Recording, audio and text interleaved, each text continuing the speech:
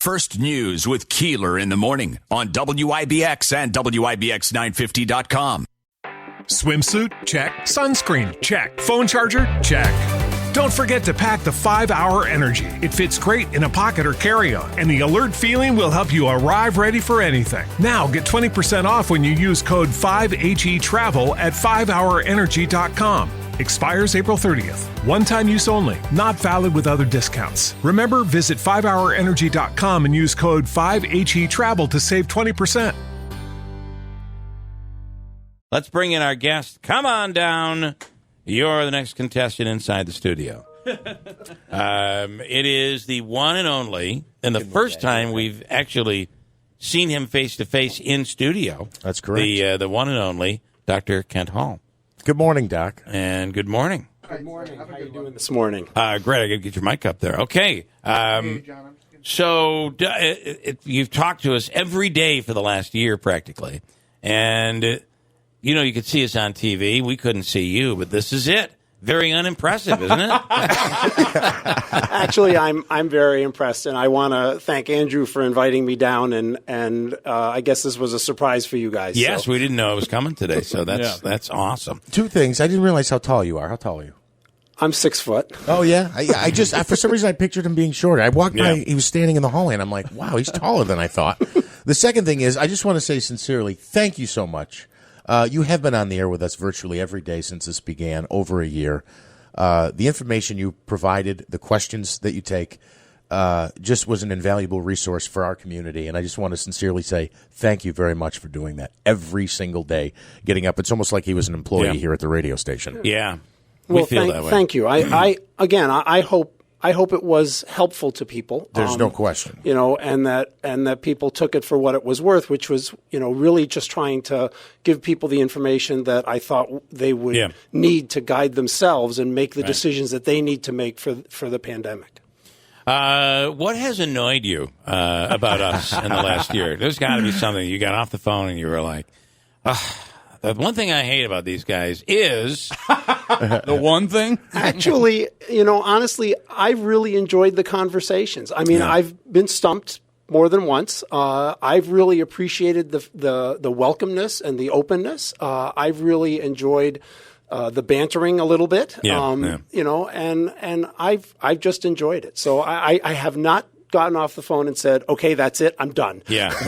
It was funny because early, kind of probably a few months in, it's hard, everything kind of blends together, but my sister is a nurse at MVHS, and she was at a informational session for her being a young nurse, and you were the speaker at the time, and I think without her knowing this context and you without knowing her at first said, like every morning I go on this show with these guys, and I never know what they're going to ask me. I absolutely have no idea what they're going to ask me, but I always have to have something ready, and you always did. And if you didn't know something, you would come back the next day and have it for us, and that's greatly appreciated too, because for you to actually take time out of your extraordinarily busy day to do the research and get back to us is appreciated as well. Yeah, well, thank you. I hope that people have, been able to live their lives a little bit better with knowledge. So, I think it was Joe Habaika who was a guest in the studio. It does feel good that we've been vaccinated and you're feeling safe enough to be able to say, okay, we're going to let someone in the studio, or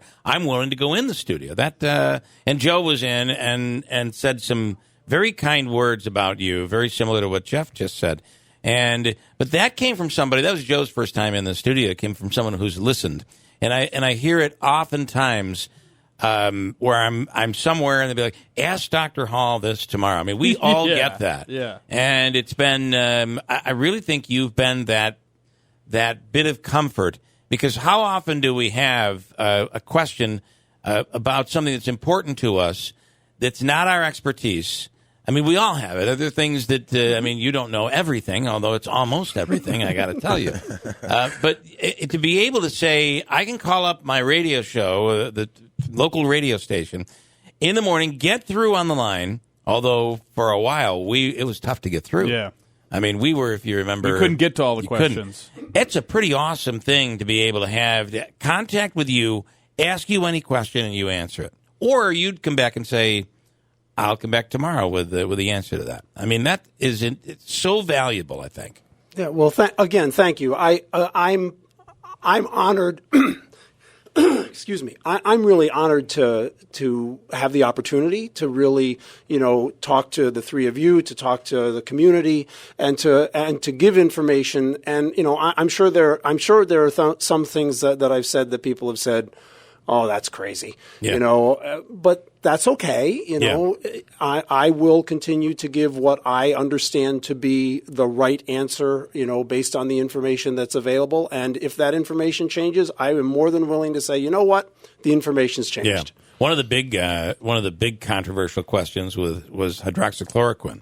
Yeah. And for because like 6 months. It became very political, and you came right out and said we have no evidence right now that shows that is effective on COVID. But there were many people in our audience that believed that was this was all part of the big lie, that the only reason medicine wasn't the medical community wasn't interested in that is because it's something that President Trump had suggested.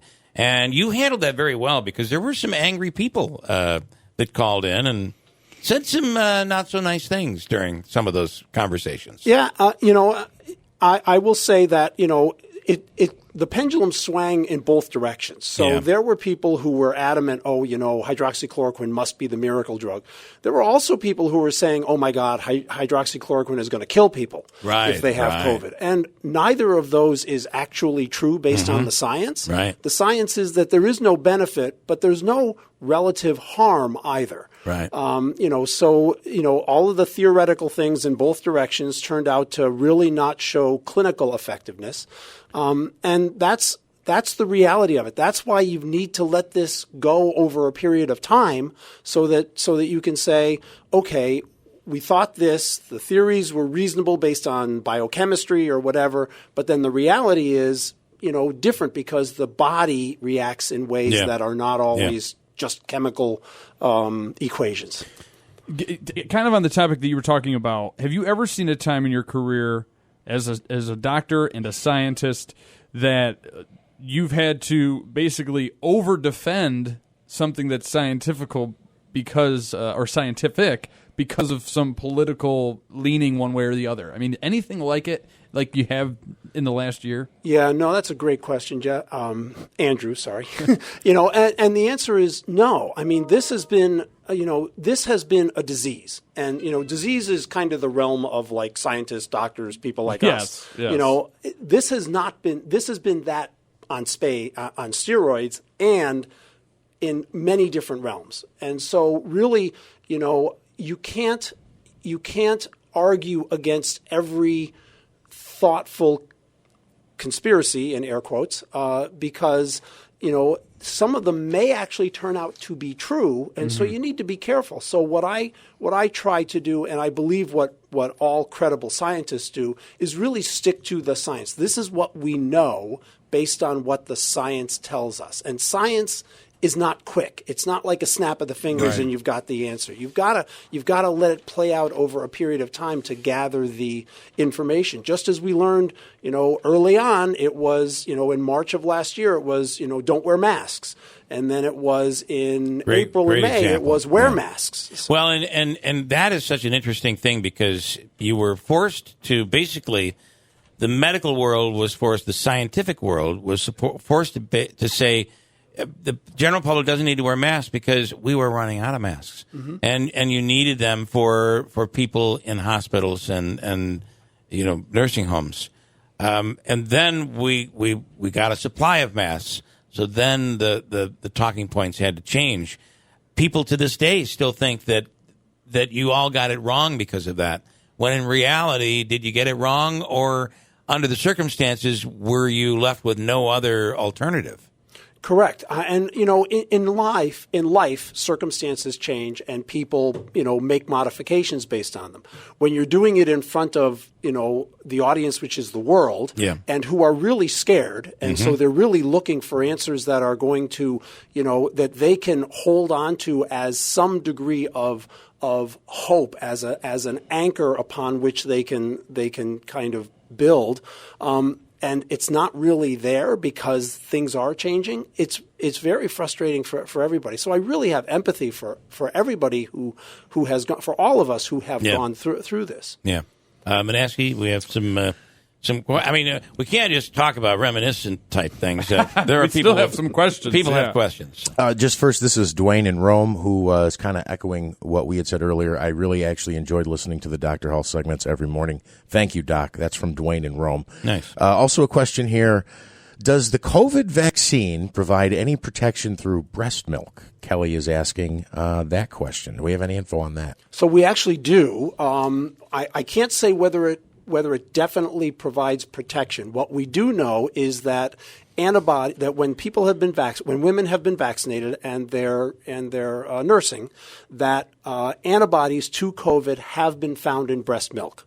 And so, and that is similar to antibodies from other diseases that women have had, chickenpox, things like that, where the antibodies are found in the breast milk, and in those diseases they do convey some degree of protection to the baby.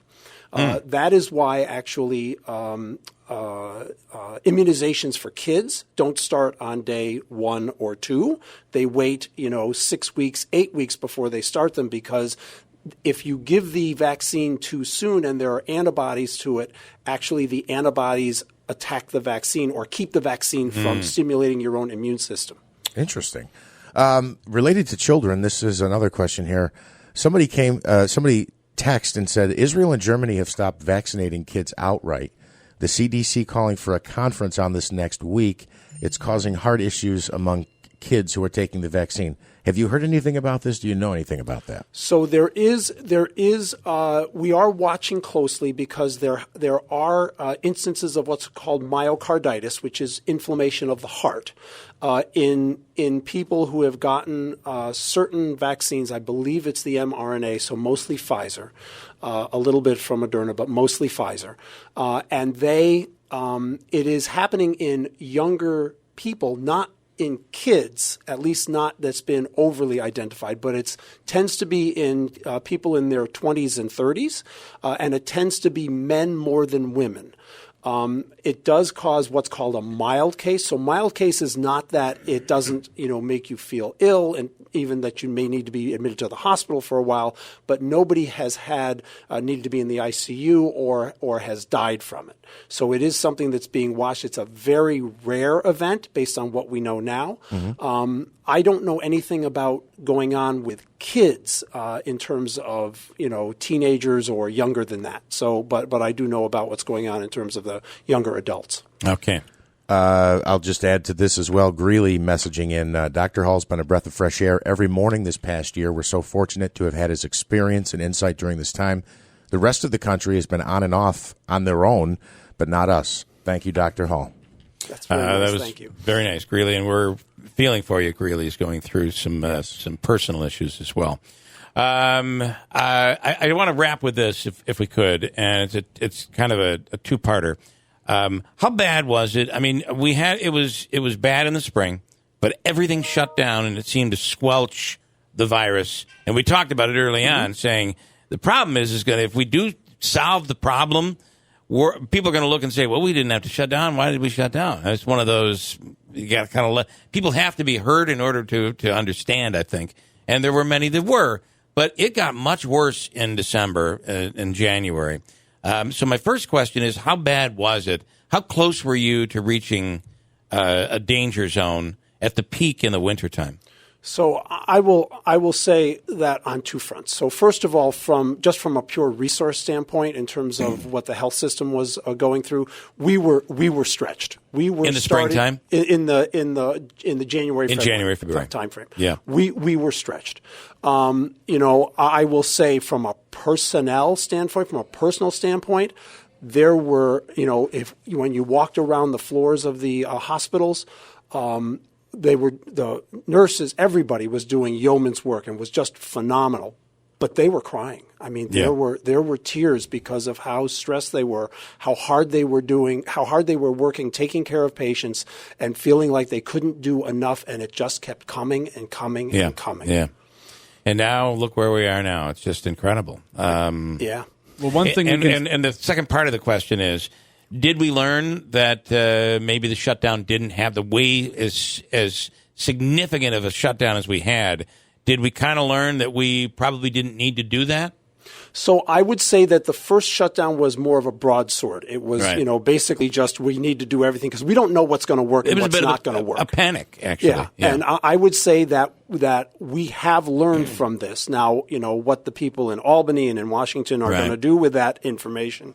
Hopefully they will say, okay, so we need to know that shutting down in this area or modifying activities in this area helps, in this area not so much. Yeah. We can mitigate it. But, it's very easy, just as we've learned with what the CDC has done recently as far as masks, okay? It's very easy to say all yes, all no. Right. When you go in between and people got to use judgment, then it gets a little fuzzy. We don't like that. We like everything clean, neat, and very quick. No gray areas. Absolutely true. We're out of time. Thank you so much. This doesn't end. We continue to still speak with you, and we appreciate that.